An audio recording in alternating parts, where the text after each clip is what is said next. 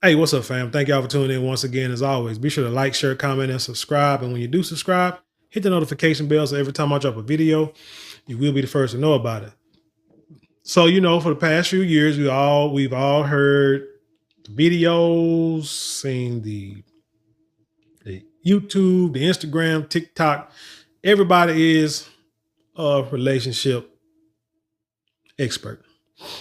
Everybody knows all men somehow, all high value men somehow overnight, and all women are wifey material overnight. All women deserve a high value man that makes six figures, makes $500,000, and can take care of her and her children.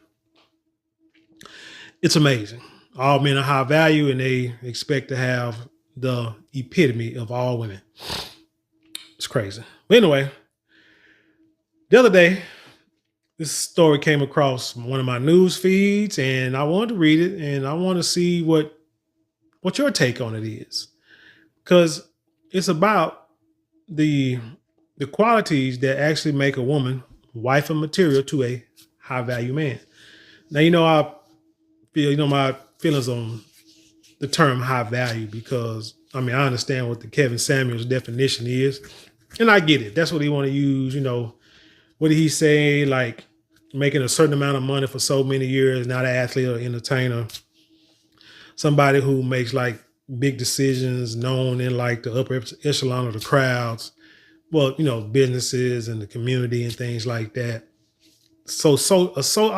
Let's say socially a high value man, because at home, I did a video that was showing how I told you about a lady I know who said that her dad was like crippled for as long as she knew him. But when it came planting time and the mom was out there plowing and digging holes, he was out there, down there, dragging himself or going, behind on the plow, planting, putting seeds in the holes and covering them up. Or he was making sure that they had beautiful flowers in the garden all the time. And like I say, she said she'd never seen his bones straight her whole life. So to me, like I say, that to me would be a high value man for that family, because that dude did everything he could to make sure his wife and his family was happy and taken care of, and things were right at home, no matter what his physical ailment was. So, like I said, I can say, so your definition of high value to me can be different, but I'm sure this story is about socially high value men. So let's get into it, because like I said, I want to stick to the topic of women who say they deserve a man, feel they deserve a man who's making, $500,000 a year, and who's willing to take care of them and their kids. I'm sorry, well, that's if you got kids, but if you don't have kids, don't take care of them. They sit around the house and do nothing. I've also said that is not the ideal situation in a marriage. That's just you wanting to be lazy. But the human body was not meant to be lazy. We were not created, men or women, meant to be crazy. And I have told you, did videos on what a wife should be. The virtuous wife.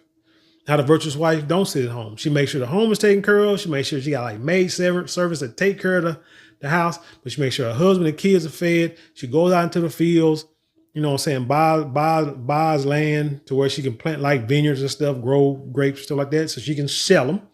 She sell her wares, and what she sell, like garments that she makes, so she makes money. She out there doing things, but she's also a representative of her husband while he's out there doing his business deals and doing his working to make sure her and the kids are taken care of. You know what I'm saying? So with that being said, let's get into it. This is from a website entitled humanresource.com.au. And I don't know what that is. And then I saw another one, the same article on set.ccsu.edu. I'm not sure where these articles of these websites originate and what type of website they are, but the article is interesting, so let's get into it. And it reads 5 things that actually make a woman wife material only high quality men will understand. Now, I wouldn't say only high quality men, because reading this article, this is stuff that, now we're talking about socially high quality now. No, because I ain't making no $500,000, and I don't, I'm not really in the circles where millionaires and billionaires hang and what I'm saying, drink champagne and eat caviar and have go to these white parties every month. Not part of that circle, but I do know that these things are things that the qualities that I like myself. So let's get into it. It said we've all heard the phrase wife material, but often when certain men share exactly what makes a woman wife material, it always focuses on what a woman can do for him rather than who she actually is. Whether it be cooking, cleaning, putting her needs aside selflessly for him and sacrificing her entire life to cater to him and support his dreams and raise their kids, the term wife material has become seriously misused to encourage self-sacrifice in women rather than true partnership. I'm not really with the word partnership either. I mean, a marriage is a marriage. The word partnership ain't nowhere in the Bible when it comes to a marriage in the scripture, so I'm not going to use it in everyday life. It's a marriage because there's a hierarchy.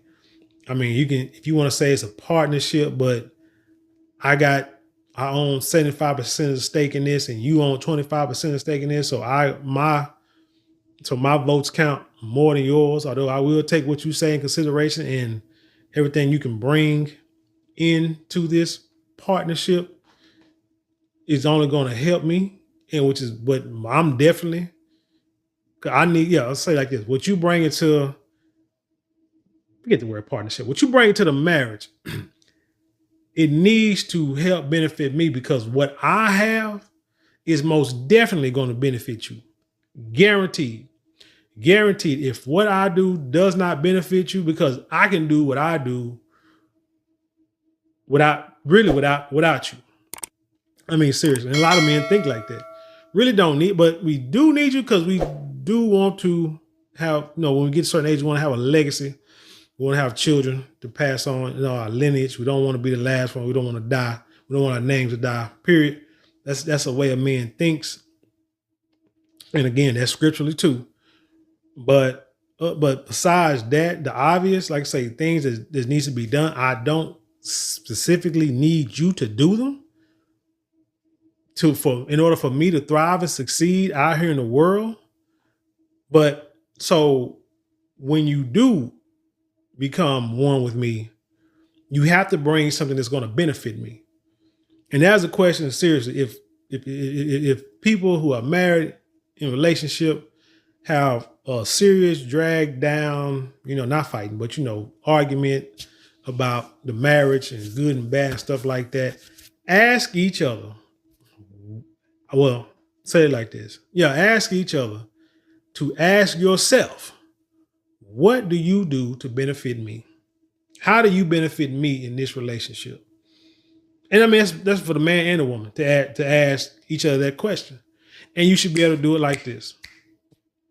Because it's going to be easy for me to tell my woman how she benefits me. Easy. But can she tell me the same thing? It's her mind. It's her mind. And it's easy for me. And I'll tell her, I know how I could benefit her too. So the question is, how does her mind work? Can she tell me how she benefits me? Besides the typical, having sex and I'm there as emotional support. I'm here for you. No. How do you benefit me? But anyway, let's get into the article. Man, I'm going off. It says, unless you're watching an episode of Bridgerton, rarely will you hear a low quality man, what the hell? Rarely will you hear a low quality man say, I knew she was my wife, not only because she was breathtakingly beautiful, she was also the most intelligent woman I've ever met and my best friend. Or her dreams and ambitions inspired me to be a better, more determined man. Or even she was so quick-witted and kept me on my toes. I knew life with her would always be an adventure. Only high-quality men profess such admiration. Here are 5 things that actually make a woman wife material that only high-quality man will understand. Like I said, I think it's an op-ed. So, like I said, the way he say high-quality stuff, I'm not really with that. But anyway, number 1, intelligent and wit. I'm sure all of us men, and maybe you just shouldn't use the word high-quality man. Maybe you should use the word real men who got ambition, men who here to make sure that they can take care of themselves, take care of a family when they have them, stay out of trouble, be productive members of society, pay taxes, don't commit no crimes, and try to move up to make the world a better place. Them type of men, like myself, We look for these qualities too. Intelligence and wit. I don't want a dummy. I can't stand a dumb woman. It's a woman and people in general who are mentally stimulating and intellectually adept make life more exciting. It is boring to be with a partner who does not think as deeply as you do or doesn't challenge you in any way. Exactly. If you have a conversation with somebody, I mean, period. Just when you know you want to communicate, you want to be able to communicate with somebody where y'all can talk about the same thing and y'all just gel, y'all click, y'all understand. You can talk about the weather. She's cool with it. You can talk about the football game, whatever, or whatever sporting event. She understands. You can talk about politics. You can talk about entertainment. You can talk about family. You can talk about anything, and she is there with you on a mental level. And even if she don't understand, she has no problem trying to get the knowledge. Just like you shouldn't have no problem if she's talking about something you don't understand it, then you would kind of try to get to understand what she's saying and seeing, what her likes and dislikes is, and the third. But again, y'all have to be able to communicate on the same wavelength, and you don't want nobody to bring your intelligence and your conversation level down. You want to bring hers up, or maybe she can bring yours up. But either way, you don't want a woman who just, maybe for a toy, but not for somebody you're going to be for the rest of your life. What does it say? If you can't banter with your spouse in the light, it's born to be a partner who does not think deeply as you do or doesn't challenge you in any way. If you can't have captivating conversations or meaningful late night talks with your lifelong partner, whether you are a man or a woman, what exactly are you doing? Like I say, it's for both sides. Yeah. If you can't banter with your spouse in a lighthearted yet clever way that always ends in laughter, words of fun and that. Understood. Number 2, kindness moderated by boundaries and standards. A woman who is kind is not someone who is necessarily a people pleaser. Feisty women with boundaries and who stand up for themselves are the sexiest, and high quality men know that. In her ferocity, a high quality man sees and appreciates that this is a woman who has standards and core values she lives up to and believes in. One of the biggest traits, I say one of the things that is a turn on, I say for me, for any woman that have been, married or dated to, married to or dated, is if when your kids are acting up and you have no problem with setting boundaries and disciplining them like they should be. You show them love, because most mothers do that. They'll show them love. What they deem as love. Sometimes it's hurting the kid. Their love is hurting the kids more than they think. But you showing your kids, real love. You give them, support, nurture. But when it comes down and they acting out, when a woman puts her foot down and say, "Nah, this is what we're gonna do. This is, this and the third. If not, I'm gonna tell your daddy," or this and the third. That is refreshing. That is refreshing for the head of the house, because that means really that I don't have to worry about that child, because you are rearing that child the way that I feel, so that we both talk about and you're actually doing. Because I will. I will be a disciplinary like a sun gun. But if me and you on the same page and I see you doing that, man, that's like I said, that's sex in the sun gun. You know what I'm saying? Like, it really is. You say he knows she is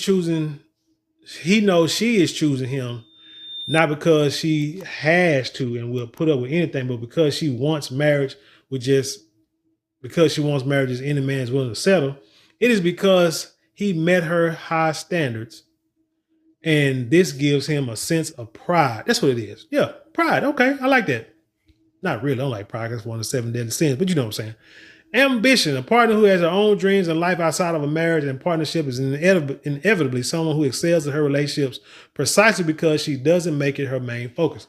She doesn't rely solely on her partner for validation or fulfillment, and her husband usually has to seek her out and chase her to get her attention because she's busy focusing on her own goals. Marriages where a man loves a woman a little bit more than she loves him tends to thrive exactly for that reason. Interesting that you would say that.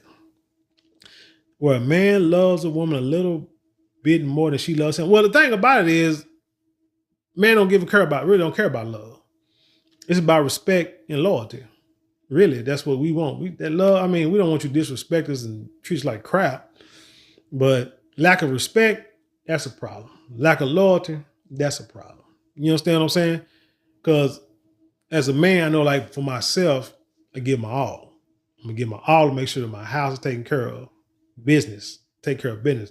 Fun person, I'm not really for that. I'll let my woman do that. Pick out the, vacation, this, that, and the third, whatever. Just hey, just whatever. Sign up, let me know, and then I'll, give you whatever money needs that you need. Just let me know. I got work to do. That's how that's how I'm built. You know what I'm saying? Now, yeah, I like to have fun, in the marriage, outside the marriage, in a relationship, whatever, outside the relationship, regardless, I like to, but the fun I have might be different than hers. So we might just do different things, do things separate or apart. That's fine. I ain't finna chase no woman. I ain't finna chase nobody. Not once you married, because once you married, then, you know what I'm saying, you belong to me. I'm not finna chase you for nothing. Now, I don't know what that means. Chase you to get your attention. You ain't gonna be that doggone me busy, because think about it, if a woman and a man is too busy, then it's really not a marriage, and they'll end up maybe finding love and affection in other places because y'all not around each other as much as y'all should be. And you really only there for the obligation, then there's no emotion, so you can't be doing too much chasing. So I'm kind of iffy on that. Ambition, yes, like I said, the virtuous woman out there, out there buying land, planting vineyards, selling, garments and stuff to make money. Yeah, you get out there and do things. Don't just, I'm not finna work and you not working and you just sit at home. That's not the way the world works. That's not the way it's gonna work. It never, like I said, that's not scriptural. That's not scriptural.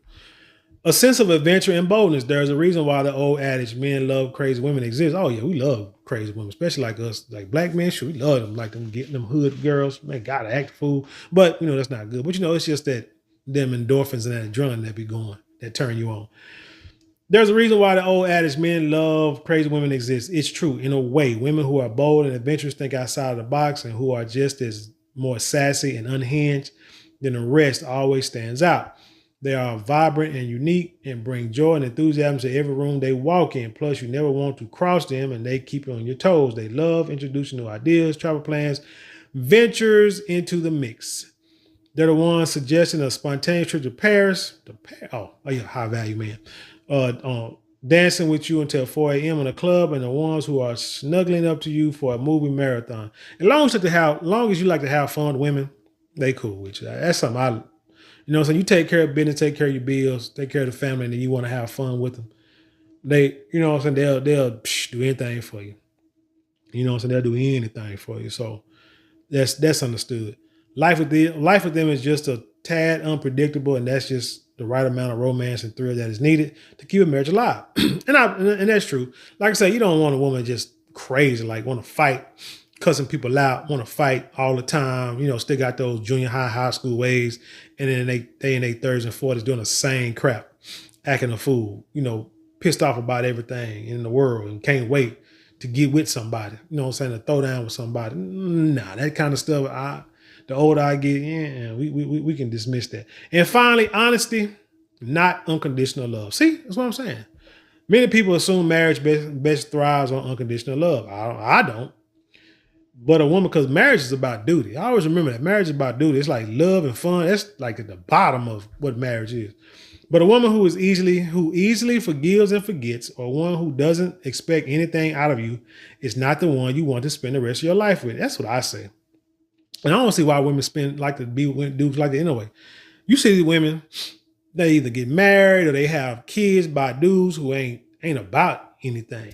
They out in the streets, ain't working no real job, or got a little job and ain't trying to be ambitious. They happy with their little, I don't know, like a basic job. And there's nothing wrong with having a basic job. Cause hell, I worked in a warehouse 13 years, but I knew that it was not going to sustain me. But because I read newspapers, I watch current events, I try to see things in the future, investing in this, that, and the 3rd. So you can see how the economy going.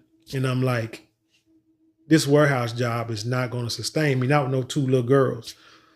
I got to do something to make some bread. Now, I didn't really become a nurse until like after my oldest one graduated and got through college and stuff almost. But, she still can reap any kind of benefits. If she need anything, so all she got to do is ask. No questions asked. My youngest daughter, same thing. But yeah, I knew the work at the warehouse just wasn't going to work. It's more that I wanted in my life than just working there, or even when I worked at Walmart or whatever. It's just more to life than that, because there are things that I want to accomplish. There's a certain lifestyle that I want. I know it's going to take work to get it done. So that's what I did. But I mean, like, if a man like is happy and content where he at, and he's able to take care of his family, take care of his business, that's what I'm saying. Money, like I said in the beginning, money, high value is in the eye of the beholder. Yeah, you can make a lot of money and be high value, but in your household, if your household is taken care of, your kids, your wife and kids are taken care of, shoot, chill. I mean, I know cats that retired from the warehouse job. I also know they had like 401ks where they was getting like a lot of returns on it too, but they was cool with it. They were cool with it. The wife was cool with it. They could work. They could still go on vacation. They could do everything they want, but they've been there for years, you know what I'm saying? But like when I came in, they wasn't paying nothing. So it was like, and like I said, prices and stuff was going up so fast. It's like, I can't afford to stay. I got to do something different. I mean, it can happen. You know what I'm saying? But if you can take care of my uncle. I had an uncle who had a barbershop, stay in the house, you know what I'm saying, in the clip. And I think he just now either sold it or retired or whatever, like not too long ago, but he was there with my aunt and with his wife, whatever. They had 2 kids and now their kids grown. Matter of fact, my cousin passed away within like the last year or so. But it was cool. But, times are different now. Times are different. I wouldn't recommend nobody. Well, I'm going to say this. Working in a warehouse, you can do it like I did. Working in a warehouse will start, but you have ambitions and goals in life and you just move up. That's all you do. You can work at McDonald's, grocery store, work anywhere. Shoot, Chick-fil-A, whatever you can, wherever you can get the money, and it can coincide with your schedule to help you build up to that and work toward that lifestyle that you feel, that you want. Simple as that. Let's see. But a woman who easily forgives, I already said that. If you, a woman who holds you accountable for being a better man and inspires to be the highest version of yourself is. What? A woman who holds you accountable for being a better man and inspires to be the highest version of yourself is the type of woman that you want. If you can't take in healthy feedback, you shouldn't be in a marriage. I believe that too, man. Shoot, I know. I've been told things that, reality, giving like reality checks, and it don't feel good when somebody tell you something you ain't right, and you got no rebuttal. So you just be quiet, walk away. But then it's like, you come back and say, you know what, you was right. I understood it. And I'm going to make these changes because I'm just trying to be a better version of myself. Healthy marriages thrive on open communication, mutual respect, and transparency, not coddling and stagnancy. And high quality men know this, which is why they go out of their way to fulfill the desires of the woman they most desire. They seek out women who they know will hold them accountable for being the best version of themselves, and they strive to be the best partner they can to the woman they love. That's what makes them husband materials. Okay, so tell me what you think about this. Like I said, it's an op-ed. I thought it was interesting to bring it to you. I gave you my thoughts on it. A man did not want a woman that ain't trying to do nothing. Whether it's education, we ain't really tripping on y'all having 5 degrees, but especially if it's going to continue to put us in debt, it makes no sense. It's not, if it ain't benefiting, because you can have all the degrees you want, but if the math ain't mathing, if you still spending $50,000 more to get all those degrees, and you only making maybe a couple of dollars more on your paycheck, nah, that ain't what. Just because you just want to say you got a piece of paper, forget that. You know what? If you're going to get it through your job and your job going to reimburse you, that might work out. That's a good thing. But other than that, you ain't doing You ain't doing us a favor. You only just holding us back. So, but like I said, if you want to, like I say, start your business, that's great. You want to move up in corporate America, that's great. You want just, but sitting around, you want to, I don't know. But thinking you're going to be married to a high value man and do nothing, man, you just arm candy. And trust me, thing about candy is candy will rotten after a while. And candy will be either eaten or thrown away. But in the end, candy will not be there. And we will go find a new piece of candy if this candy isn't worth savoring. If it isn't worth savoring for a while. It's kind of like, let's say if you got, let's say you not high value, but let's say you have some taste for the finer things in life and you know how to preserve it. So say you buy some whiskey, some kind of alcohol, or let's say you like wine. Let's say wine. I'm not a wine drinker, but let's just say it's a difference in you drinking a $15, $20 bottle of wine and you drinking a $50 bottle of wine. Because if it isn't, if you don't, like if you drink a $20 bottle of wine in like 2 days, but you drink a $50 bottle of wine in 2 days, then I already know what you're going to do. You probably do the same thing with a $100 bottle, which you'll probably do the same thing with a $300 and a $500 bottle of wine. Because wine, just like a good bourbon or a good whiskey, you should know you don't drink a whole lot of it. I remember back when I used to drink and I would get like something like a good whiskey or bourbon, it would, I would pour like in the beginning, you pour like this much and then put like that much soda in it and then like some ice. I really didn't put like ice with soda and, I would drink it, just lay out in front of the couch. But as I got older and wiser and started, actually looking at different whiskeys and bourbons and what they made of and looking at what's the difference between a high price and a low price and this and the third, when you start buying whiskey bottles that are like $150, $200, then you get you a little whiskey glass and you put about that much in there, You might want to put a branch in there or not, but if not, drink it straight. You don't mix it with no freaking soda. You just, put enough in there and you sip on it like a gentleman. And you savor them flavors, like a gentleman would. And you don't drink so much that you just get pissy drunk and got to pee every 5 minutes and pass out. You drink enough so you can get that buzz, you get that taste just a little bit, and that's it. And you enjoy it and you savor it. That's how a high value, high quality, let's not say high value, a high quality man who knows his quality and enjoys the finer things in life, that's how he treats his whiskey. That's how he treats his wine. Or his good whiskey, his good wine is how he treats a good woman. He savors it. Because if it's cheap, if it's a cheap whiskey or cheap wine, he'll hurry up and drink it, get that crazy high, get that crazy buzz, get that fix, and then it's gone and he moving on to the next one. Remember that. But anyway, tell me what you think about this story. Leave your comments below. Let's dialogue here. If you want to support the channel, there's 4 ways you can support that it don't cost you a dime. You can like, share, comment, and subscribe. Only thing costs you maybe a couple of minutes out your day. If you do want to support monetarily, you can do a super thanks or a super chat, or you can click on the links in the description box in the ways that you can support there. But however you support, I thank you. I love it all. And with that being said, I'll leave you in peace, and I'll see you on the other side.